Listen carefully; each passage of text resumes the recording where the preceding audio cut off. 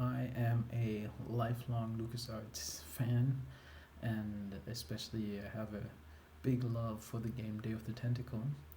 And I wanted to share with you this LucasArts. It's called Sprite Collection here, but just in general, this LucasArts asset library that I've been creating for a while now. And there's a lot of documentation and different extraction pipelines that we're using. Then we're also not only directing this to Dev the Tentacle, but also all sorts of other LucasArts games. And I've made several different pipelines for recreating the animations from the game, for being able to access all the dialogue for the game. There's also some specific games that need specific attention and specific methods to get to the scripts and files, like the NES version of Maniac Mansion. And yeah, so there's a lot to go through. And as an overview, I thought I'll just share the basics of the extraction process and how we are layering the extraction and what tools we are using. We're only using open source tools that are available. I can link them down in the description. And yeah, so let's have a look. So what we're doing is we're taking the original game files that I've all bought. I bought these games many times over several different platforms.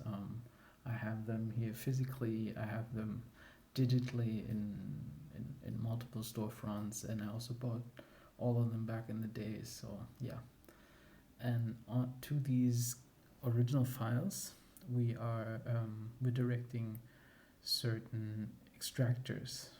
So there's one that I'm now using mainly for script extraction, which is called Nutcracker. I think this is one of the most popular and famous ones.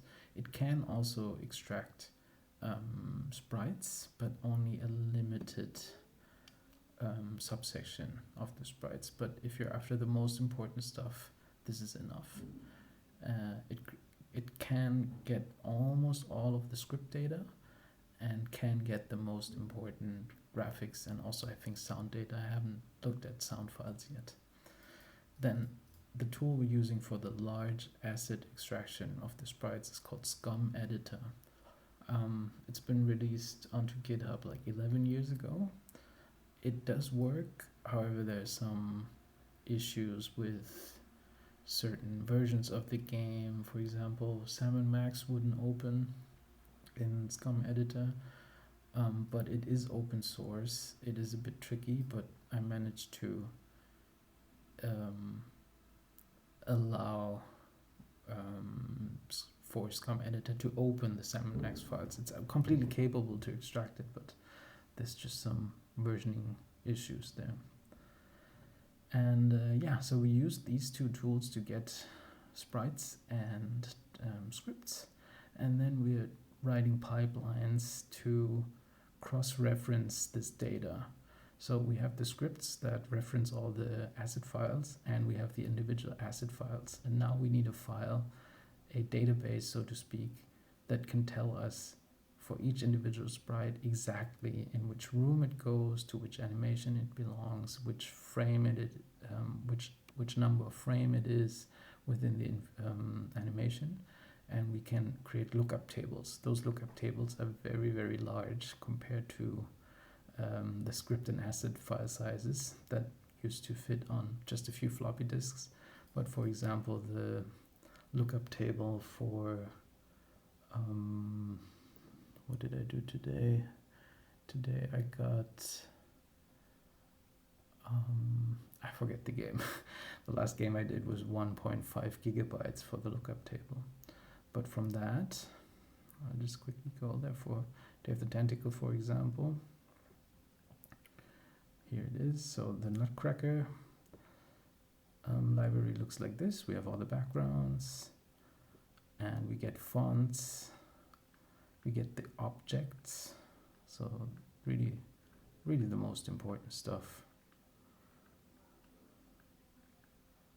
inventory items, all the good stuff. So we get 740 sprites out of that process with Nutcracker. If we use SCUMM editor on Day of the Tentacle, we get a lot more. We get all the Z paints. So these are the cutouts for the rooms. And you can already see this is a huge page. I'm going to scroll down to the bottom. So we're getting 12,305 sprites. And you can see these are all the individual frames, animation frames. So after I had that, I knew I had the complete set. Maybe there would be still a few things missing, but this looks very complete. The whole flag animation and everything is named after the room and the costume it belongs to already. But still, from this data alone, it's impossible to reconstruct the animation data. So for that, we created the index files. I'm not going to show those here. Those are huge JSON lookup tables. But we used that. First, we failed. We got like a lot of problems,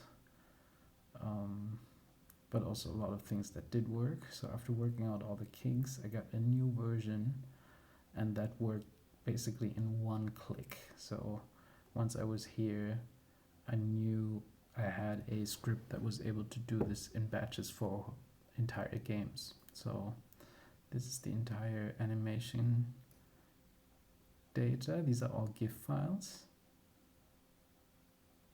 Some of them have incorrect colors, but we are getting, is there a number here? Oh, there's no number here. I think it's 800 something animations for Day of the Tentacle.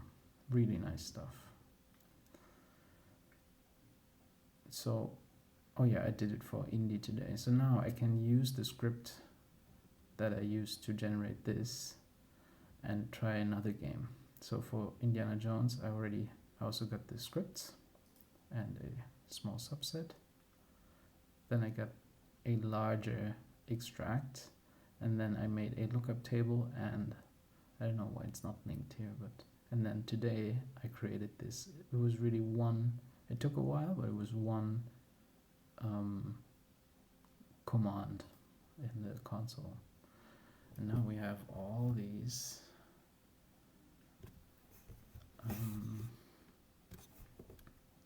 animation files from Fate of Atlantis. Really beautiful stuff. Yeah. And just quickly, for example, for Monkey Island,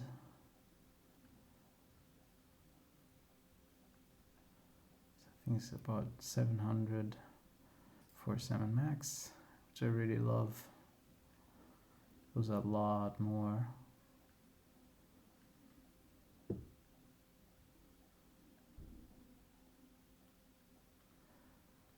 What else do we have? For the dig, I only have the small set. I was mostly interested in the backgrounds because they're so gorgeous. Never mind. Okay, so this is kind of the extraction process and the results we yield. And I also made this guy, which is a dialog browser. Here you can pick the game you want. So this was a whole different process of extracting the dialogue lines from the script files that I got from Nutcracker. I did this in a completely separate pipeline where I was only after the dialogue and nothing else. And I wanted to get all of the dialogue from all the dialogue trees, from all the room script files. And so I got this. I'm going to show it to you for Day of the Tentacle, but I can just quickly jump into any of these games. This is 7 Max. I can choose the speaker and also the room. Yes, I can choose the room. And now for room 52, these are all the lines.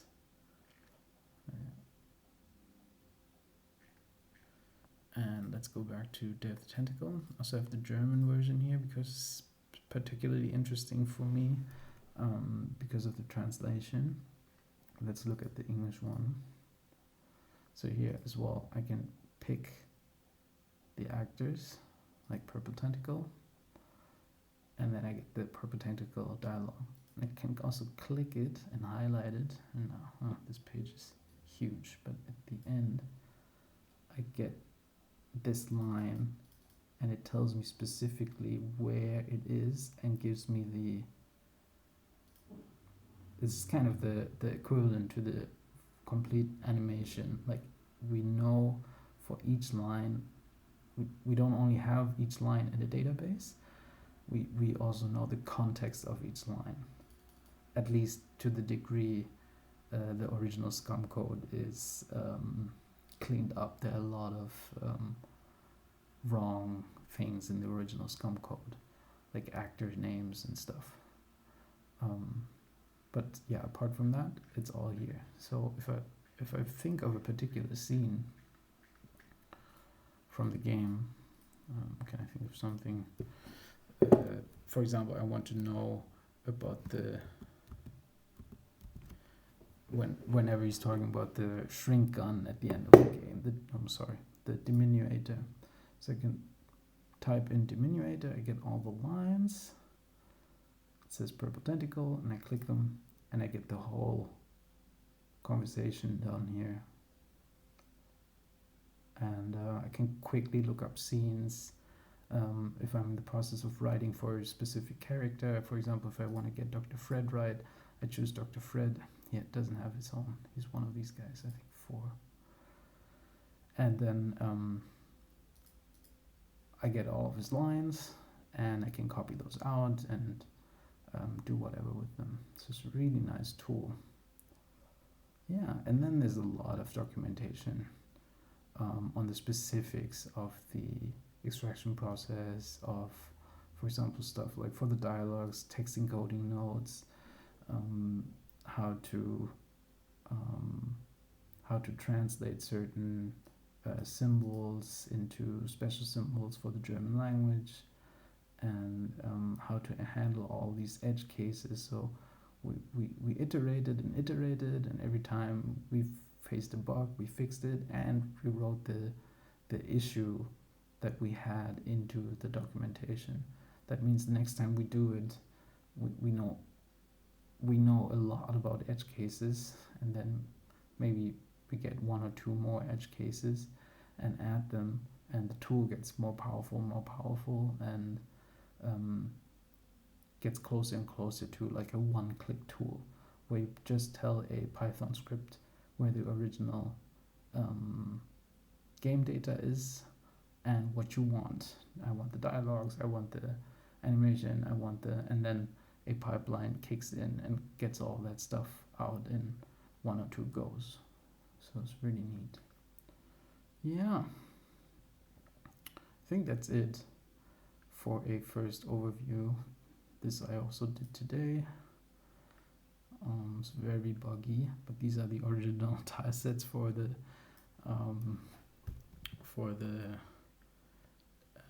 NES version.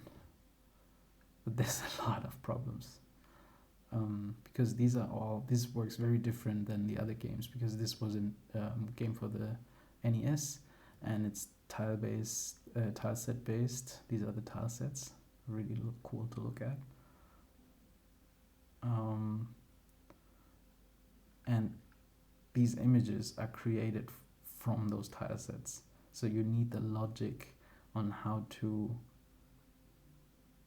use these squares. These tiny, where these tiny squares go to, and how they should be colored to create these images. And I've got the backgrounds like very glitchy, but they're here. This took a long time, and now I'm trying to get the characters right. They're all scrambled around. But yeah, this is kind of a special case, the NES version. Yeah, and I think next time I feel like it, I'm gonna make a new video and just go deeper, or maybe showcase individual games, or like show the most impressive animations that are in the games. If anybody is interested in a specific game, or is missing a game from the list, or wants to see something specific from the database, write it in the comments, and I'll be happy to show them in the next video. All right, I hope my voice wasn't too soft this time.